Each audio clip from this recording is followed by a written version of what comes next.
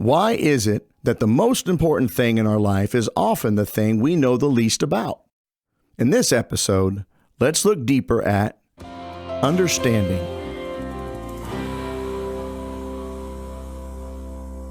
Like on previous episodes, let's establish the fact that all of our discussions rely on the foundation that Jesus is the Son of God, foretold of in the Scriptures, was born of a virgin, lived a sinless life, and was crucified to pay the penalty for our sin.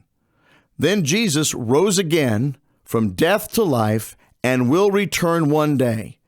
And thanks to Jesus, we have the gospel, the good news, that you can be changed and you don't have to stay the same anymore. You don't have to live separated from God, and you can be delivered from your daily sin. In previous episodes, we have covered sin, our self-centered choice to swerve from God, hearing, listening when God speaks, grace, God speaks a changing influence to help us repent, faith, we are persuaded by this influence and fully trust it, salvation, and God delivers us out from under the control of sin. But what happens when we don't understand what God is speaking?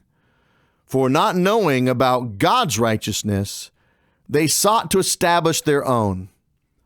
Since we were all born without any understanding, we have chosen a path to walk that makes sense to us. All of us, like sheep, have gone astray. Each of us has turned to his own way. We blindly follow a self-centered path that swerves from any real relationship with God.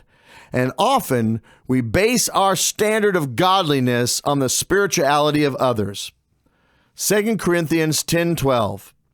When they measure themselves by themselves and compare themselves with themselves, they are without understanding. That is why we are encouraged to trust in the Lord with all your heart and do not lean on your own understanding. When we lean on our own understanding, we are choosing to listen to our own voice, our own opinion. This is exactly the opposite of leaning and trusting on the voice of God. For the Lord gives wisdom. From his mouth come knowledge and understanding.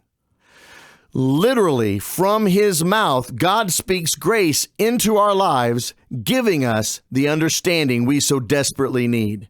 When we hear and learn from what God speaks to us, we can stop listening to our own voice and our own self-counsel. In Psalms 32:8, we read, I will instruct you and teach you in the way which you should go.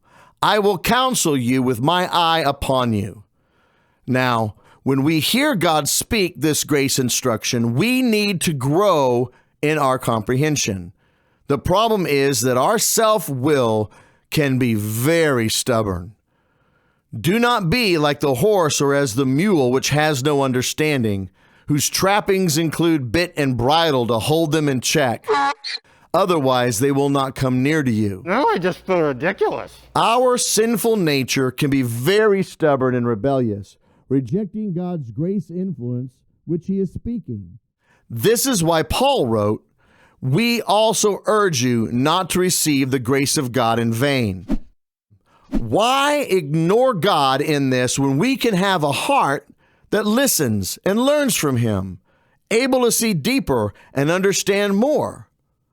A rebuke goes deeper into one who has understanding than 100 blows into a fool. What'd you call me? If we will repent and die to ourselves and learn from him, we can know and experience a very real relationship with Jesus.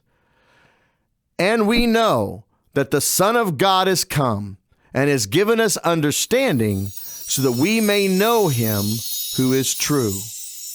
So it comes back to heart, a heart that desires, seeks, and cries out for God is a heart that will hear God speak, be taught by God's grace, and will change.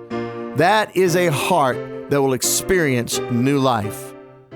Proverbs 2, 3 through 5, for if you cry for discernment, lift your voice for understanding.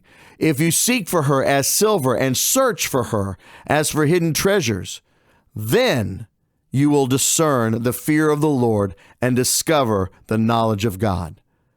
Because nothing, I repeat, nothing is more important in this life than understanding and knowing the Most High God. Though it cost all you have, get understanding.